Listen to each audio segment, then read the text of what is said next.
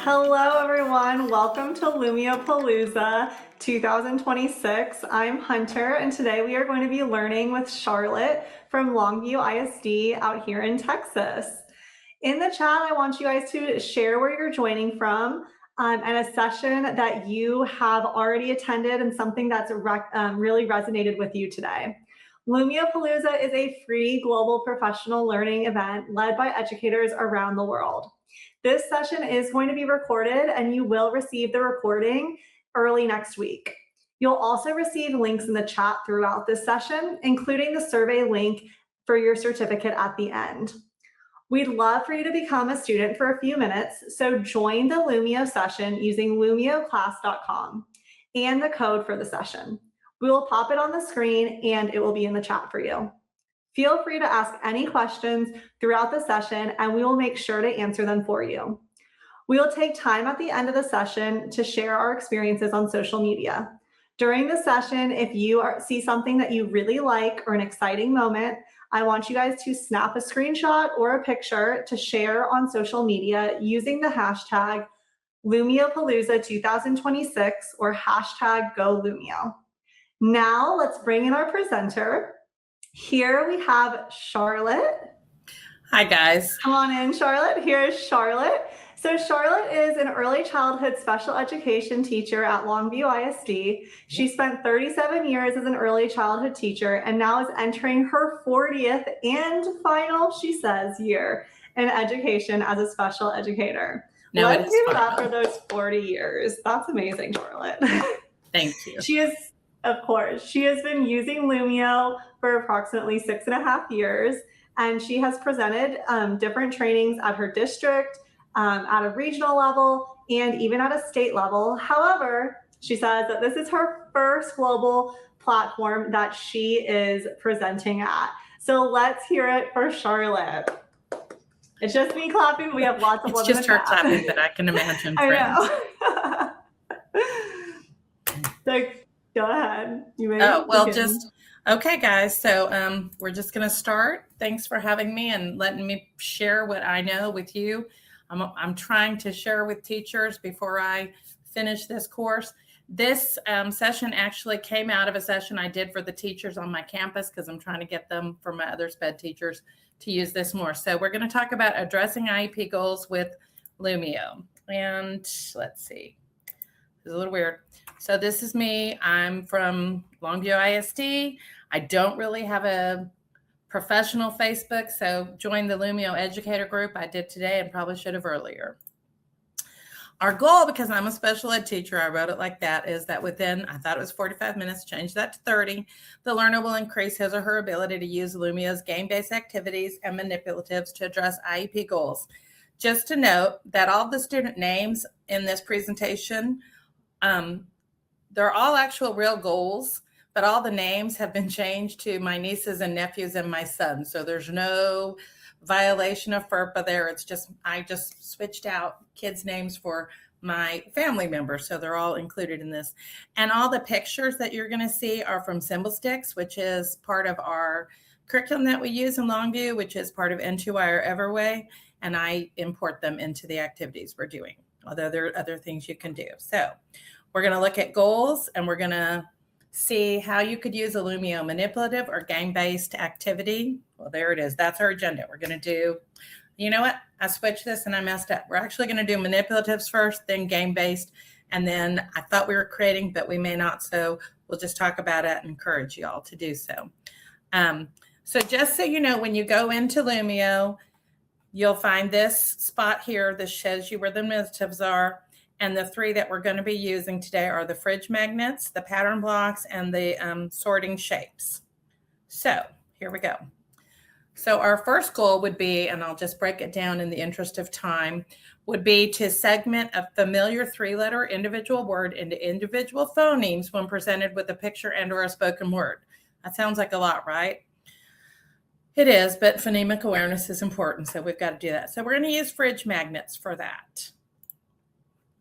This is one of the manipulatives available to you. It's called fridge magnets. I added this little dog. So he's a 3-syllable word. And there's 2 ways that I thought we could do this. And you can play with it yourself if you're in the live class situation. You could drag the sounds over. And these are all what is called infinite clones. So you can do them over and over. So if this word was pop, you could use the P twice. And then they would say d, g. So that was one way. If you was building a lesson, I would put a variety of words here and have multiple slides. The other way you could use this would be to already have your letter manipulatives in, and they would drag it down as they said it. D, g. So something really easy, but something our kids would like. They're used to using magnets, but again, they like technology. I like technology for our kids. I just want it to be meaningful, not just whatever YouTube video they want to hang out in. You know they do. So our next goal, and tell me if I'm going too fast or too slow at any point, Hunter, just let me know, would be, and this is my younger son's name, by the end of the 26-27 school year, using modeling extra time and verbal prompts, Kyle would extend an ABC pattern by 2 pattern units, and then we would measure success. So for this, I recommend pattern blocks. And this is how it starts. When you import this manipulative, it looks exactly like this. And you could use it just like this and just make an ABC pattern and model it for them and have them repeat it. Easy peasy, right? I hope y'all are having a chance to play this. I have no clue because I can't see that. Or So Charlotte, if you want them to be able to play it with it, do yes. the wand and make it an individual hand at the bottom. There we go. And you can make it an individual handout, and then they can also manipulate the objects too. Okay. See, I'm learning stuff new. There we go. So if you're in the class, you can do that now. You're going to have to help me, Hunter, to get back to. So you're going to go to the top right corner where it says teacher handout. Top right corner. Go back to teacher handout. Got it. Yeah. So just so I can go back, I could see that. So in this case, I imported these shapes from our curriculum. I'm pretty sure that's where I got the shapes. And then I put this little line in because when you're teaching patterns, y'all, you do need to show them the division of pattern unit. So it would mirror something you might do with actual manipulatives and maybe popsicle sticks. And so then again, if you were doing this with the kids, as she said, I could go to, tell me where to look to see their progress, Hunter. You're going to go to the top where it has that blue drop down arrow at the very top, the handle at the bar. It is we just released a new update this summer, and I know you've been on summer break, so that is why it looks a little bit different now. Okay, so we're all learning a few things together, and it's blurred all your names. Okay, so then I'm going to go back, and then, so that's just how one thing you could do. You could change these pictures to be Christmas shapes, Halloween shapes.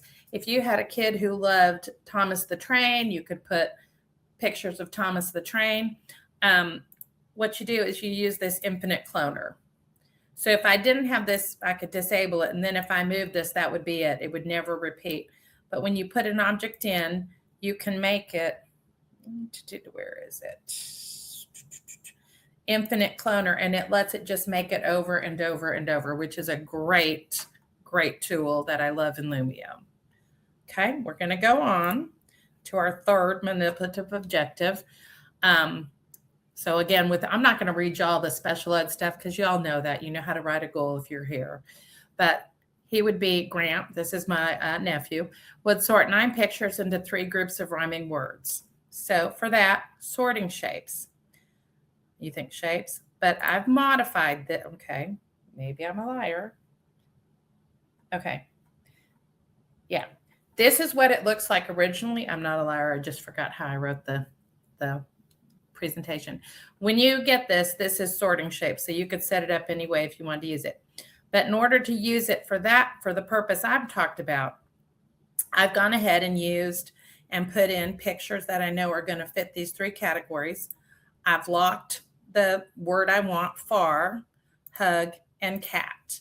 And then these are not infinite cloners. Something that I do want to show you while we're here, and I just thought about this, used to be if you put an object in, if the kids dragged it, they could make it really big or really small. Now you can actually, I'm going to unlock it to show you. When you put it, here, I'll show you. If I had this, the kids could do that. Well, it's not going to do it. They can make it really big, which is kind of frustrating, and they're playing with it. But they've added this feature where you can unlock it, but you can allow it to move and rotate, but then they can't make it bigger. They can still move it. They can't make it bigger. So we'll magic wand it so y'all can play it if you want. And I'm trying to think why that is there. Oh, because I have given directions here. This is another cool thing you can do for the kids. So ask an adult to tell you the names of all the pictures. Then sort the pictures by rhymes. So that's what you would do. You can use that little, hold on, my two screens is throwing me a little, y'all. You can add that directions when, I'm trying to think again how to tell you how to do that. So we're back on my page, right? Okay. So if I want to see y'all, no, that doesn't seem right. So if you want to see your student's handout, you'll just do the blue at the top. Got it. See, I'm learning something And then if you want to go into one of the students' handout, you'll just click on one of their handouts. Okay, cool. See, I'm learning something new with y'all today. Okay. So that is how you would play that game. Moving on. Now we're going to talk about game-based activities. My kids love these. What they really love is the memory match. We play it a lot. We use it for vocabulary. We use it for all kinds of things. When you go into adding, here's your game-based, and these are the ones we're going to look at today. I just pointed them out for you so you can find them easy. So our first goal that we're going to talk about is, oh, wait, this is the goal we just did. But it's not, because there were two ways you could do this. And I had shown it originally. And this is the game show that we're going to use. So again, we're working on sorting pictures. In this case, when we use this game show, it's not that he's sorting. It's going to be practicing understanding rhyming words in this case. Okay. I'm going to check something over there. Okay.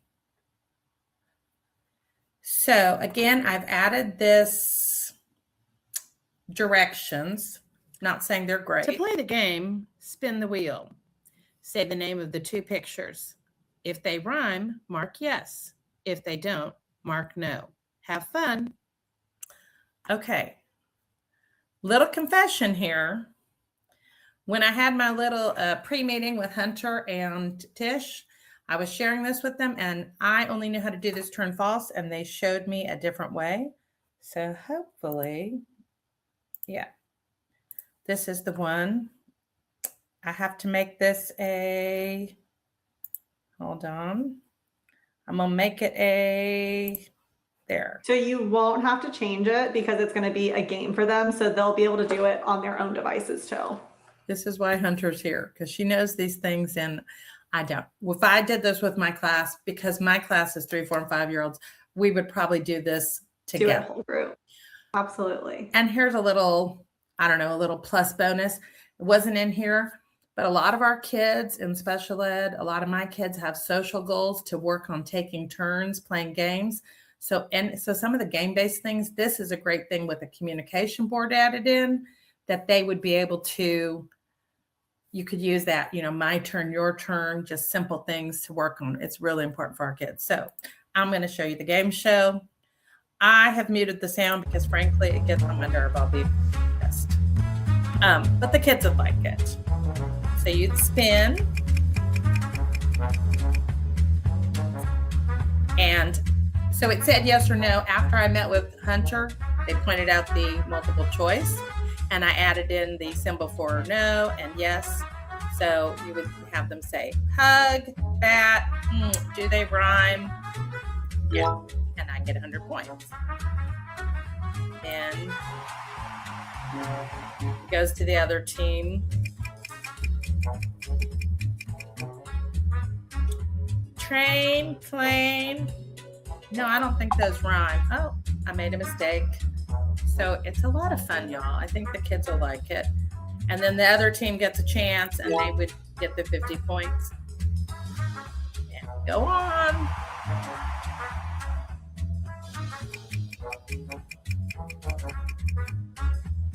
And just a little note here, I've put 2 pictures in, but I had to actually, I think I put them in a Google slide and then save them as a JPEG, because it'll let you put a picture, but it won't let you put more than one picture. So that was just a little something that I did. Rat, cat, do they rhyme? Yes, they rhyme. So they're practicing the rhyming words with this and just getting engaged. And then again, the directions are there if they need a reminder. And I think there's one more in this set. So we'll just play through. This guy's winning, this guy's not. Sorry. Oh, this is a boost up. I guess we get more points when we spin. Again, I'm not sure my little ones would like that, but I think some of the older kids would be really into that. Click the power up. We got a power up. Hot pot. Yes, of course they rhyme. And I believe that's all. I think I only put 4 in there. Yep. So good game. And the game's over. And then, and I didn't know this, y'all, because I've never played it all the way through, I don't think. You can review, which is nice, and see where we made the mistakes. And you could sit with the kids and review. Oh, yeah, this was wrong. This was right. Let's listen to it again. Okay? Then I move on. So, like I said, that was 2 ways to hit rhyming words that I think would be fun. This next one, and Laura is my niece who is in her 2nd year of teaching, hopefully next year. Educators running my family. No more than 5 words at a time. Laura will identify or read sight words, environmental print, or environmental print on request. So Lumio has this great word search. I've used this for, and this will automatically, y'all can play it. I've used this for kids' names, had them find their names, had them find sight words. The only thing I will say is if you use it, I've used it where it was a kid's name, but then it wants it in order if you have all the same words, and that gets a little challenging. So the first word, and you can go here. No, yeah, look and find the words. I suspect you guys are doing really good.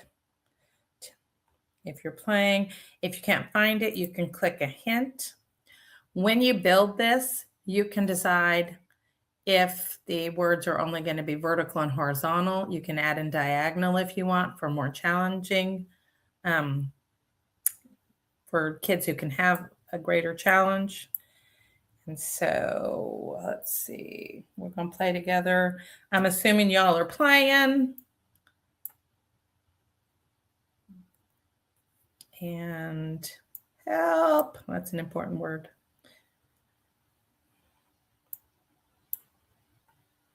And then again, like I'm learning today that I could go in and see how you guys are. Why does that happen every time? No.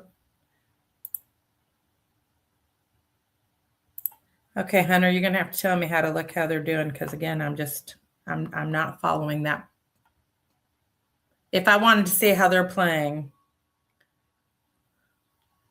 You're muted, Hunter. Whoops.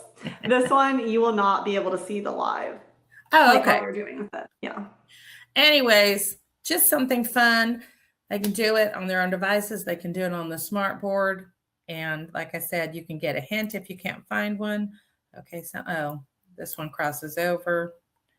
I do like it doesn't have to be in the order. Like I said, if you do it just with a specific name over and over, somehow it makes it want to have it in the right order. And if it's not the way it thinks, it didn't seem to work right for me.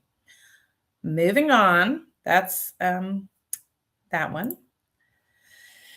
Okay, so now, and this was actually, all of these were actual goals that my teachers gave me. So this is Kaler. He's the one who likes, he's my older son. He's an operating partner at Whataburger, for those of you from Texas, and we're proud of him. Kaler will correctly match 5 community workers with their vehicles and their places of work in 3 out of 5 trials, such as mailman, police, doctor. So for this, we're going to use memory match. My kids love memory match. They love this game, and I'll tell you why. 2 things. You can play 1 player or 2 players. Sometimes if I'm doing this with the kids, I just do 1 player for one thing. Let me show you. 1 player, it puts it in this array. I'm going to go back up and get out so I can show you again. 2 players.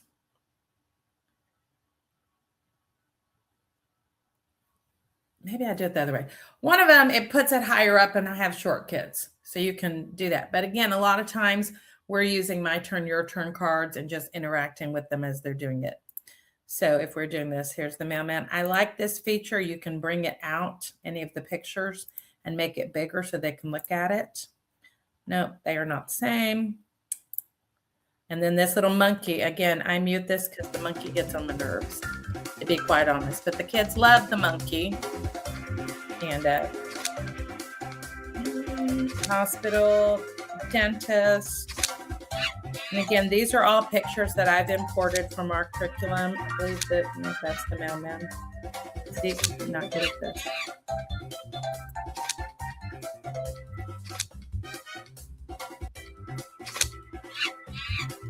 And it goes back and forth, and the kids can take turns. And it spins it out when he makes a match. Anytime during the middle of the game, you can see what they've matched. I don't always label the categories because, again, for the kids I'm working with, they're not reading. It's not always so critical. And you can go back in and see. Policeman. Oh, look at that. We got 2. And y'all have probably already mastered it. I want to go through it because I'll show you what the kids really love. Oh, there is this sneak peek picture.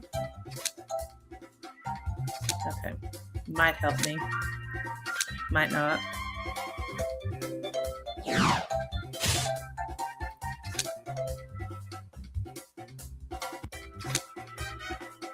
that was going to be wrong. Yes.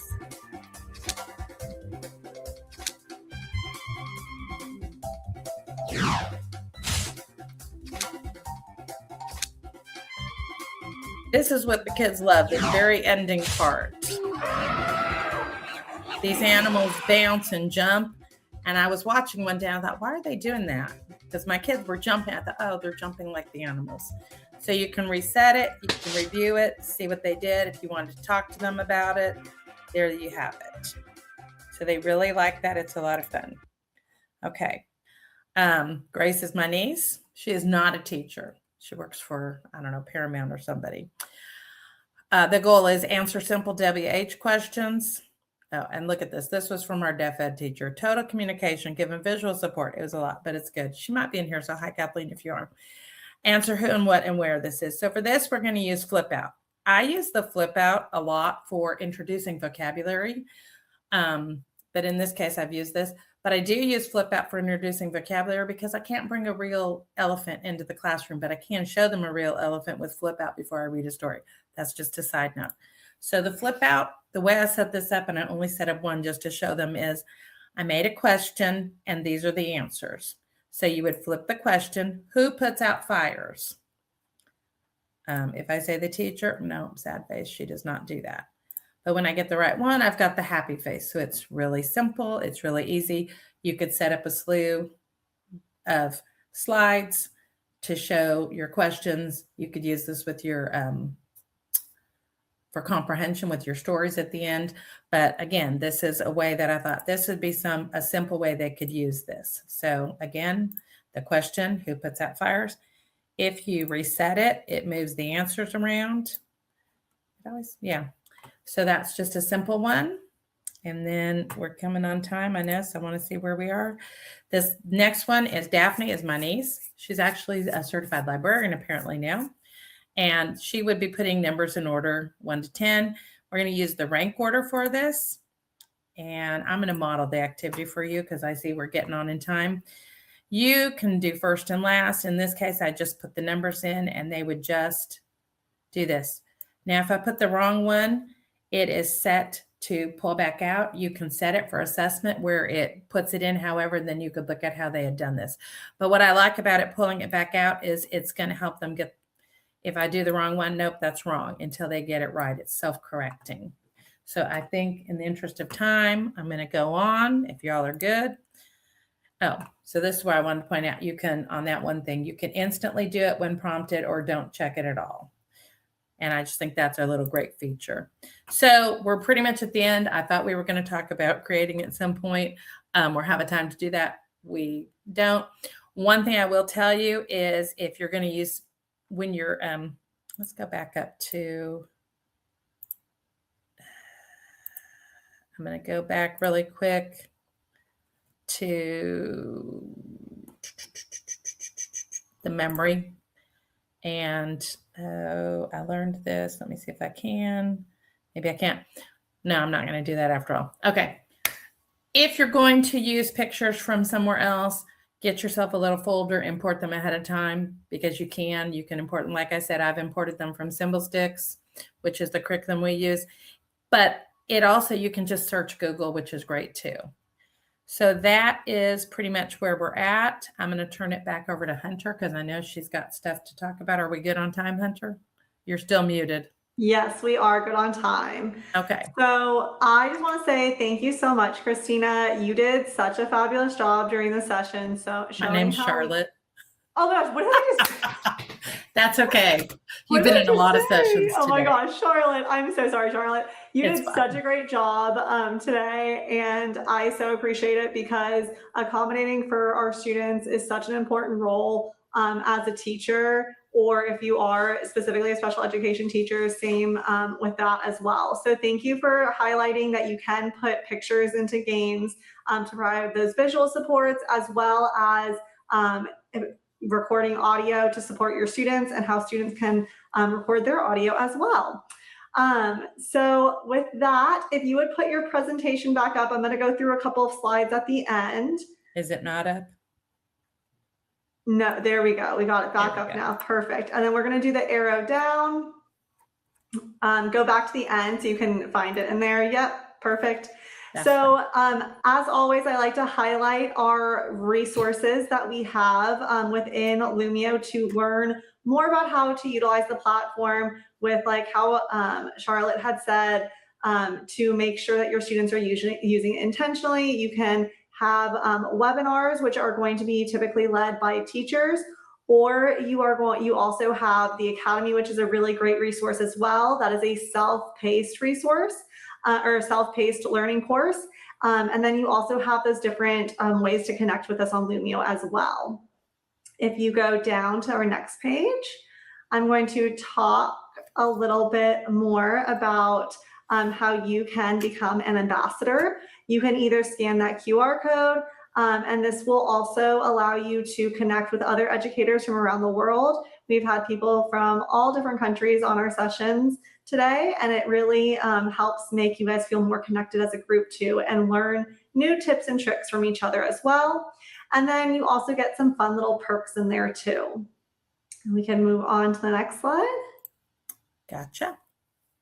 Perfect. And then, like I had shared at the beginning, if you guys did snap any pictures throughout the session, please post them on social media. You can do hashtag LumioPalooza or hashtag GoLumio.